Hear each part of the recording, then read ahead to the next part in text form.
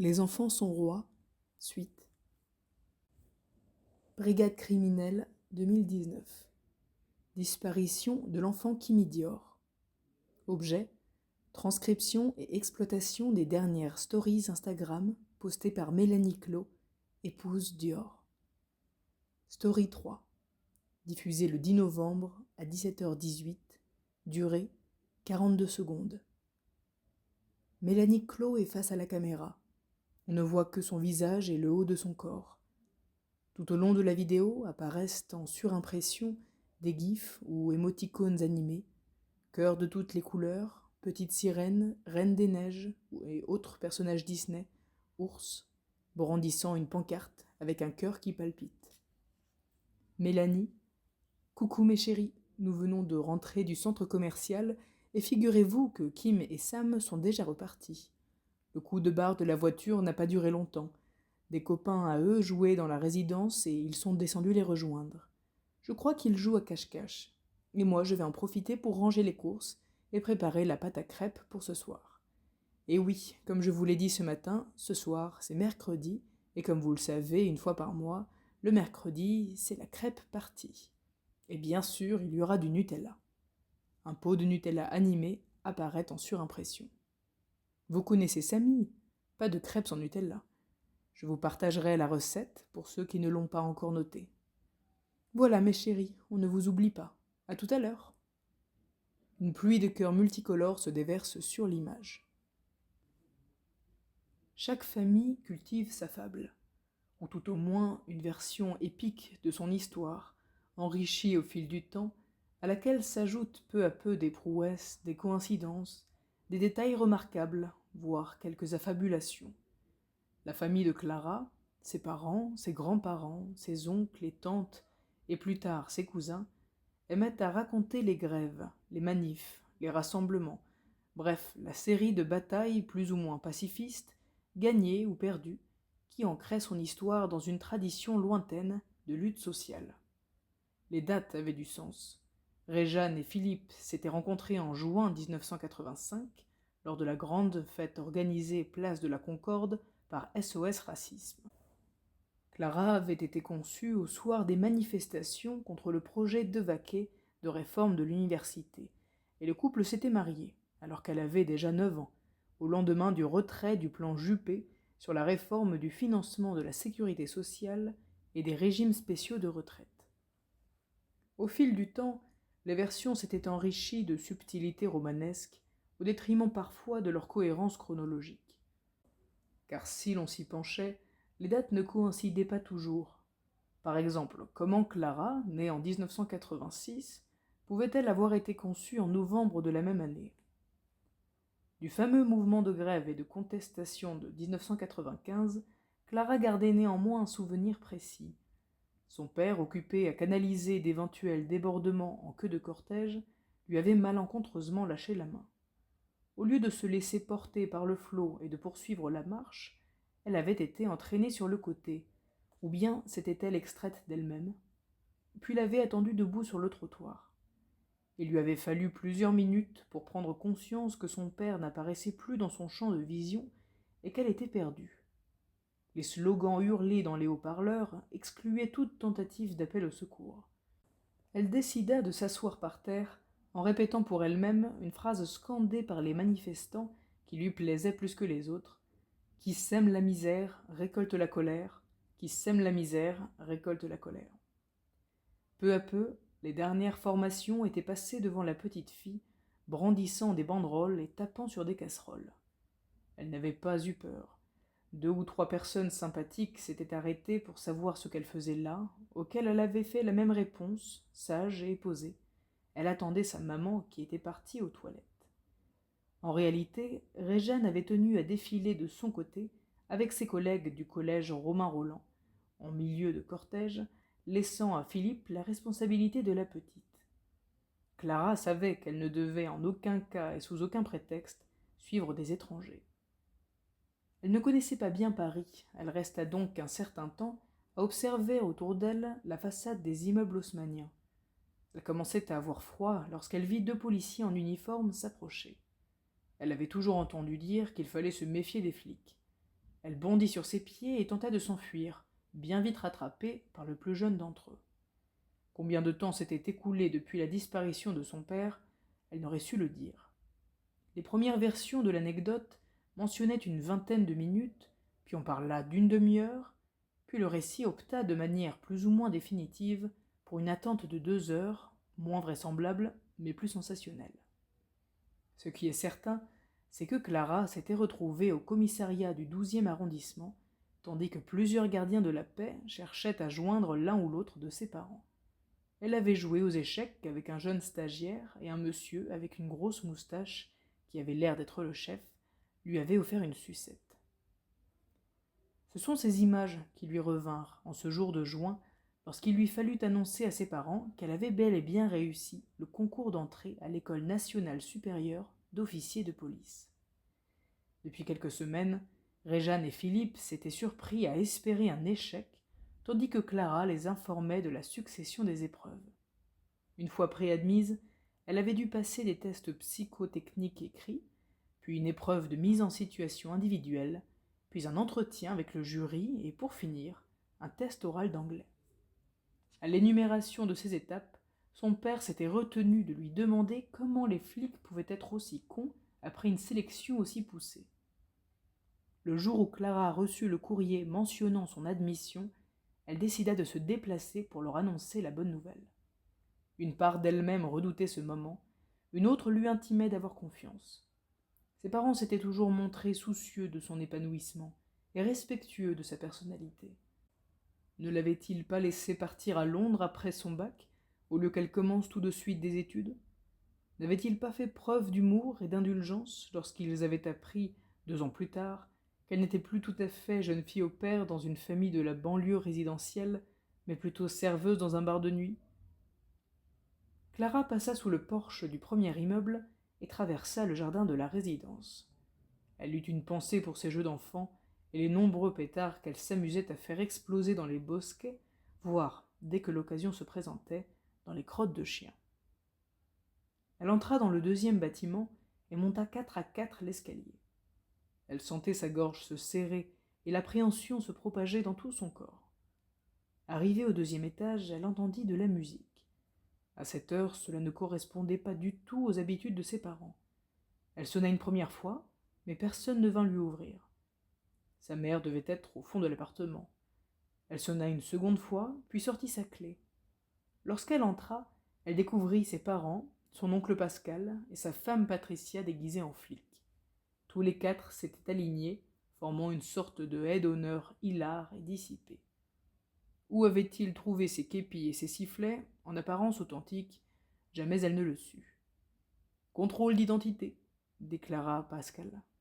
On s'esclaffa, puis on la laissa passer. Sa colocataire avait vendu la mèche et prévenu de son arrivée. Sur la table étaient disposées des bouteilles de vin et de champagne, ainsi que toutes sortes de quiches, tartes et pâtes à tartiner, dont ses parents, habitués des fêtes, rassemblements et autres pique-niques communautaires, avaient le secret.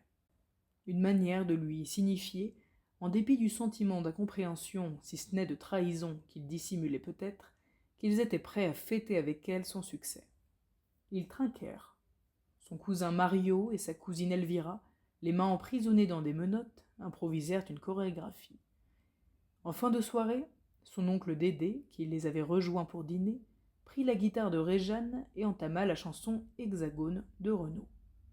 La France est un pays de flics, à tous les coins de rue, il y en a 100. Pour faire régner l'ordre public, ils assassinent impunément. Alors qu'elle s'apprêtait à riposter, Philippe entraîna sa fille dans la cuisine. Il la fit asseoir, prit le temps d'ouvrir la fenêtre avant de s'installer en face d'elle, se racla la gorge et alluma une cigarette. Il ouvrit la bouche pour dire quelque chose de sérieux qu'il avait sans doute préparé, une phrase, un conseil, un encouragement, quelque chose de fort et définitif, mais rien ne vint. Les larmes lui montèrent aux yeux. Il soupira et se contenta de sourire, les paumes ouvertes, en signe de capitulation. Longtemps après, ce sourire resterait dans la mémoire de Clara, net, précis, recouvrant tous les autres. Son père était le roi des sentences et des aphorismes, des professions de foi, des théories nébuleuses élaborés à partir de formules mathématiques qu'il s'amusait à transposer aux aléas de la vie quotidienne. Pourtant, ce soir-là, il voulait dire des mots si simples qu'il s'était enfui. Il voulait dire « Fais attention à toi ». Quelques mois plus tard, il était mort. Lorsqu'elles se rencontrèrent pour la première fois, 10 années s'étaient écoulées depuis l'installation de Mélanie Clos en région parisienne et l'entrée de Clara Roussel à l'École nationale supérieure d'officiers de police. 10 années comme un coup de vent ou un coup de matraque, de celles sur lesquelles on se retourne, étourdi, groggy, sans comprendre ce qui s'est passé. Des années de jeunesse, rapides, décisives, que l'une et l'autre auraient eu du mal à qualifier si on leur avait posé la question. Ou peut-être aurait-elle répondu, gaie et triste à la fois. Des années qui entreraient bientôt dans une sorte de brume de plus en plus épaisse, de laquelle émergeaient toutefois quelques dates, administratives, affectives ou symboliques. En 2011, Mélanie Clos s'était mariée avec Bruno Dior, avec qui elle avait matché quelques mois plus tôt sur le site Attractive World. Elle avait un temps envisagé de prendre le nom de son mari, songeant même à entamer une démarche pour en supprimer le « e » muet. Dior lui semblait plus chic et l'eût indéniablement situé dans une autre sphère. Mais au vu de la complexité des formalités et de l'obligation de fournir un motif légitime, elle avait renoncé. Pour finir, elle avait gardé son nom de jeune fille. La même année, elle avait accouché d'un petit garçon, Samy. Son mari, un peu plus âgé qu'elle, travaillait alors dans une société de services en ingénierie informatique et venait d'obtenir une importante augmentation de salaire. Elle avait décidé de ne pas reprendre le poste d'assistante administrative qu'elle occupait depuis quelque temps dans la même entreprise que lui, afin de se consacrer entièrement à son fils. Après leur mariage, ils avaient emménagé à Châtenay-Malabry, où vivaient les parents de Bruno, et où ce dernier avait passé une partie de son adolescence, dans un vaste appartement d'une résidence de construction récente, à 2 pas du parc de Sceaux. Une petite fille, prénommée Kimi, était née 2 ans plus tard, alors que le couple traversait une période difficile. Mélanie avait décidé de rester mère au foyer, une situation qu'elle appréciait pleinement, dans l'attente d'un hypothétique destin. Après quelques années passées au SAIP, service de l'accueil et de l'investigation de proximité, du 14e arrondissement, remarqué par ses supérieurs hiérarchiques pour ses qualités d'anticipation, de déduction et ses rares capacités rédactionnelles, Clara Roussel avait intégré la brigade criminelle de Paris. Le stage qu'elle y avait effectué au préalable, prévu dans les étapes de recrutement, avait confirmé sa volonté de travailler au sein de la police judiciaire. Si elle avait songé au départ à la brigade de protection des mineurs, le peu qu'elle avait pu voir en matière de pédocriminalité l'en avait dissuadée. Elle n'était pas assez solide pour cela. Pendant ses 2 premières années à la crime, Clara avait eu la chance de connaître les fameux locaux du 36 quai des Orfèvres. La direction régionale avait ensuite été transférée rue du Bastion, dans le 17e arrondissement. Pas toujours bien vécu, le déménagement avait provoqué un certain nombre de départs et de transferts. Plusieurs figures légendaires de la brigade avaient choisi ce moment pour la quitter. Au gré des ajustements, et plus vite que prévu, Clara avait obtenu un poste de procédurière. À cette occasion, elle avait rejoint le groupe Berger, l'un des 6 groupes dévolus aux enquêtes de droit commun. Procédurière, ce nom ne faisait pas rêver, et pourtant c'était son rêve. Ça sonnait pointilleux et fastidieux, voire un peu rébarbatif. Elle s'en amusait. On était loin de l'imaginaire véhiculé par les séries télévisées, loin des filatures à haut risque, des arrestations musclées, des réseaux d'indiques et des nuits infiltrées dans les milieux interlopes. Cependant, la traque ne se faisait pas sans elle, et dès les premières minutes jusqu'à la fin de l'enquête, Clara en consignait chaque étape par écrit et en images. Elle aimait expliquer son métier, lequel en tant que tel n'existait qu'à la brigade criminelle. Le procédurier était garant du dossier qui parvenait sur le bureau du juge ou du procureur, de sa cohérence, de sa solidité, de son absence de faille. D'abord, elle gérait l'ensemble des constatations sur la scène de crime, récoltait toutes les traces et les indices, prenait en charge les scellés. Puis souvent elle devait assister à l'autopsie, pour donner au médecin légiste les informations dont il avait besoin. Ensuite elle était responsable de toutes les recherches confiées à des tiers, et de tous les éléments transmis aux assises, de leur pertinence et de leur conformité. Au-delà de ses propres écrits, Clara relisait les procès-verbaux de ses collègues. Elle pointait les fragilités, les zones d'ombre, demandait des précisions, remettait en question des formulations, parfois s'étonnait d'une piste trop vite abandonnée. Que le récit judiciaire tienne debout, et si possible dans un classeur, voilà quel était son rôle. Qu'il soit lisible, compréhensible, irréprochable, en béton armé. Qu'aucun avocat ne puisse s'emparer d'un vice de forme, que rien n'ait été laissé au hasard, et que toutes les portes entr'ouvertes soient refermées. Un métier d'obsessionnel, de pointilleux, de scribouillard, ajoutait-elle parfois en souriant. Sa réputation n'était plus à faire. Du fond comme de la forme, rien ne lui échappait. Elle était capable de renvoyer un procès-verbal parce que sa syntaxe laissait à désirer et de déceler dans une tournure grammaticale la faille d'un alibi. D'un point de vue plus intime, sujet qu'elle n'évoquait jamais à voix haute, Clara avait été amoureuse 2 fois. Et 2 fois, elle avait renoncé. Une sensation, une disposition, une faiblesse propre à l'état amoureux, une condition physique, physiologique, qui relevait de l'attente, de la dépendance, ou tout simplement d'une modification des flux, une condition qui lui semblait diminuer ses facultés au lieu de les multiplier, finissait toujours par avoir raison de son élan. Alors surgissait la peur, une peur brutale, irraisonnée, qui l'obligeait à s'éloigner. De sa dernière histoire, la plus forte, la plus obsessionnelle, ne subsistait qu'une correspondance par email. Clara écrivait des lettres à l'homme qu'elle avait aimé, et celui-ci, après plusieurs mois de silence, consentait maintenant à lui répondre. Depuis son entrée à la crime, Clara vivait à Saint-Mandé, dans un immeuble qui appartenait à la préfecture de police et dont la plupart des locataires étaient flics. Autour d'elle, les familles se constituaient, les ventres s'arrondissaient. Avoir un enfant ne rentrait pas dans ses projets. D'une part, elle n'était pas certaine d'être elle-même tout à fait adulte, et d'autre part, l'époque lui semblait résolument hostile. Elle avait la sensation qu'une mutation silencieuse, profonde, sournoise, d'une violence sans précédent, était en train de se produire, une étape de trop, un seuil funeste franchi dans la grande marche du temps, sans que personne ne puisse l'arrêter. Et au milieu de cette gigantesque toile, privée de rêve et d'utopie, il lui aurait paru fou de propulser un enfant. Lorsqu'elle avait 3 ou 4 ans, ses parents l'avaient emmenée chez la mère de Philippe, près de la frontière belge. Clara aimait beaucoup sa mamie, mais cette dernière vivait dans un appartement sombre, encombré d'objets, de bibelots et de tableaux peints à l'huile qui lui faisaient peur.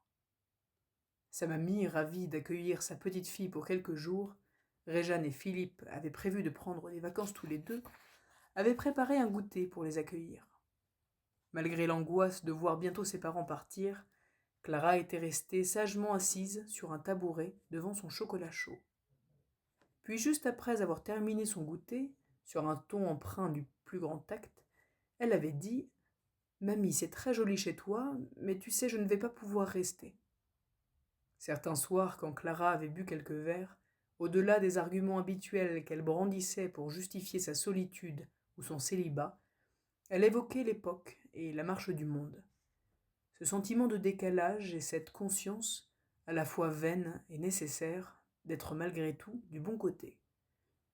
Parfois, pour conclure la conversation, comme une private joke adressée à elle-même, dont elle se refusait de mesurer la portée, il lui arrivait de murmurer « Et puis je ne suis pas sûre de pouvoir rester ». Le 10 novembre 2019, aux alentours de 18h, la fille de Mélanie Clos, alors âgée de 6 ans, disparut lors d'une partie de cache-cache avec d'autres enfants de sa résidence. Alertée par son fils, Mélanie commença par faire plusieurs fois le tour du jardin, bientôt rejointe par quelques voisins. Partout ils crièrent le prénom de la petite, puis de manière méthodique, bâtiment par bâtiment, frappèrent à toutes les portes. Ils arpentèrent les caves et les couloirs, se répartirent en 2 groupes, firent ouvrir la salle commune par le gardien. Après plus d'1 heure de recherche infructueuse, ce dernier suggéra d'appeler la police. Mélanie s'effondra en larmes. Un locataire du rez-de-chaussée se chargea de téléphoner au commissariat et d'expliquer la situation. Une demi-heure plus tard, une dizaine de gardiens de la paix se déployèrent sur place pour rechercher l'enfant. Le doudou sale de Kimi, un petit chameau en tissu élimé, fut retrouvé par terre, près de l'aire de jeu. Au bout d'1 heure de battue, à laquelle se joignirent de nouveaux voisins, alors que chaque escalier, chaque allée, chaque recoin du jardin avait été passé au peigne fin, il fallut bien conclure à une disparition. Vers 21 heures, Mélanie et Samy furent conduits au commissariat de Châtenay-Malabry. Bruno, le mari de Mélanie, était en déplacement en province.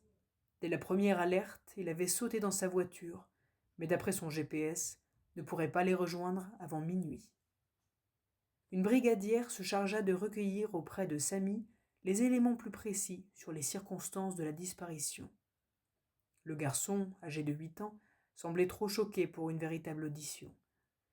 Non sans difficulté, la jeune femme lui fit raconter le déroulement de la partie de cache-cache.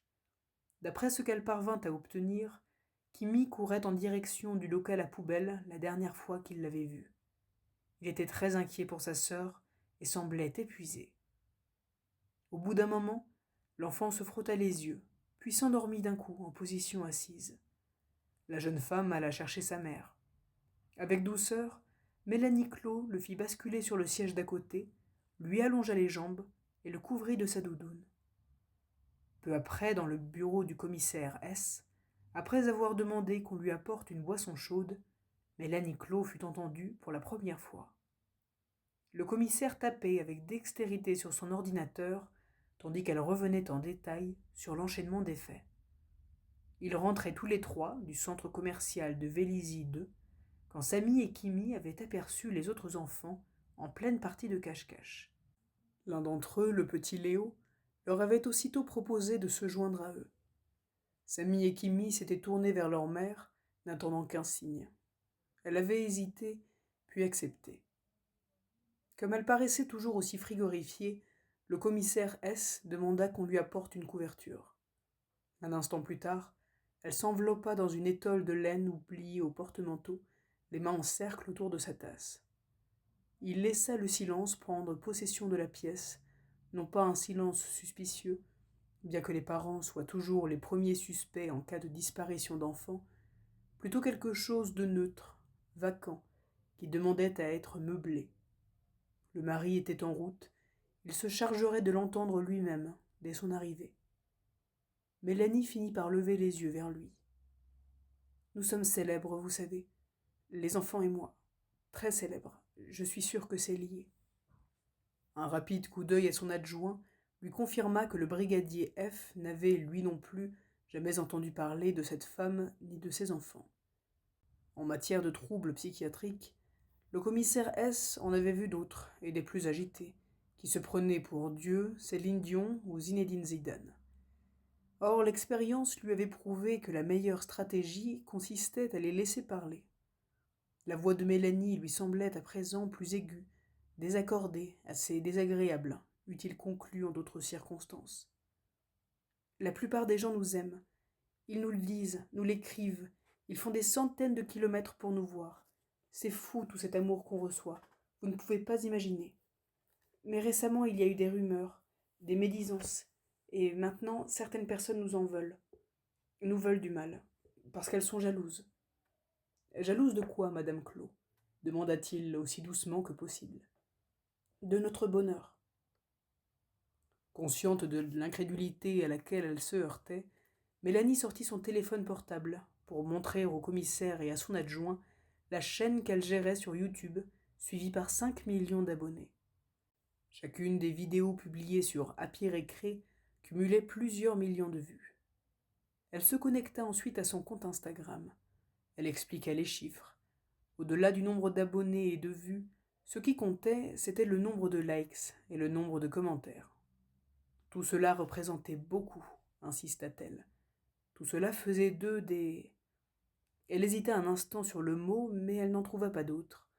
Oui, tout cela faisait d'eux des stars. À la question des revenus générés par cette activité, elle refusa de répondre. Par contrat avec la plateforme, elle n'avait pas le droit de divulguer ces informations. Sur un ton sec, le commissaire S lui rappela qu'il s'agissait de la disparition de sa fille. On peut craindre un enlèvement à des fins crapuleuses, précisa-t-il, hypothèse qui se renforça dans son esprit lorsqu'elle finit par admettre un revenu annuel dépassant le million d'euros. Le commissaire ne put réprimer un sifflement. Comme il était tenu de le faire en pareille circonstance, il appela le magistrat de permanence.